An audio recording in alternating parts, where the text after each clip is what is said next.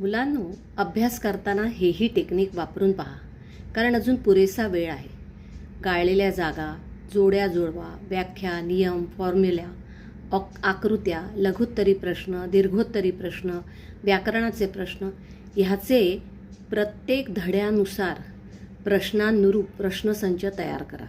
8-10 मुलांचा गट करा की एकाने गाळलेल्या जागा, एकाने जोड्या लावाचा संच तयार करा, एकाने दोघांनी मिळून लघुत्तरीचा संच करा, तिघांनी मिळून दीर्घोत्तरीचा संच करा, कुणाला नियमांचा प्रश्नसंच तयार करू दे.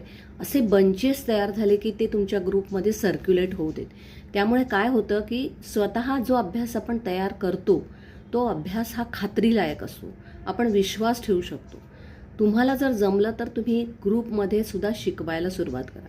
समजा तुमचा 7-8 मुलांचा ग्रुप असेल, प्रत्येकाने एक टॉपिक वाटून घ्या आणि तो त्या मुलाने त्या दिवशी अर्ध्या तासामध्ये तो टॉपिक शिकवायचा. त्याचा फायदा काय होईल की तुम्ही त्या टॉपिकची तयारी कराल, मुलं देखील तुम्हाला प्रश्न विचारायचं चेष्टा म्हणून, त्रास द्यायचा म्हणून तरी तेही तयारी करून येतील. त्यांनी विचारलेल्या प्रश्नांची आपल्याला नीट उत्तरं देता आली पाहिजे म्हणून तुम्हीही तयारी कराल आणि मग खाचाखुचा कुठे आपला अभ्यास कच्चा आहे हे तुम्हाला समजेल मुलांनो. तसंच तुम्हाला जर शक्य असेल तर छान फ्लॅश कार्ड्स तयार करा, ज्याच्यामध्ये महत्त्वाचे मुद्दे असतील, ज्याच्यामध्ये काही महत्त्वाच्या अशा गोष्टी लिहिता येतील, फॉर्म्युले लिहिता येतील, ज्याच्यामध्ये नियम लिहिता येतील. हे फ्लॅश कार्ड्स तसंच फ्लो चार्ट्स हे सुद्धा आपण तयार करू शकतो. मुलांनो, अभ्यासामध्ये तुम्ही जितकी विविधता आणाल तेवढं तुम्हाला अभ्यास करणं सोपं वाटेल, कंटाळवाणं वाटणार नाही. आता अभ्यास करायला खरंच सुरुवात करा, कारण अभ्यास केलात की तुम्हाला जे क्षितिज खुणावतंय ना मुलांनो, ते तुम्ही तिथपर्यंत नक्की जाऊन पोहोचणार आहात.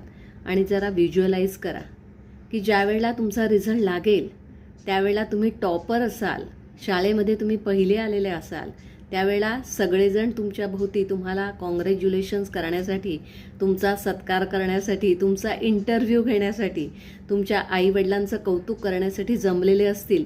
लोक पेढे खात आहेत आणि तुमच्या तोंडाला गोडवा येईल, कारण हे यश मुलांनो तुमचंच आहे. परीक्षा अजिबात कठीण नाही, घाबरू नका. अजूनही वेळ गेलेली नाही. 150 दिवस आपल्या हाताशी आहेत.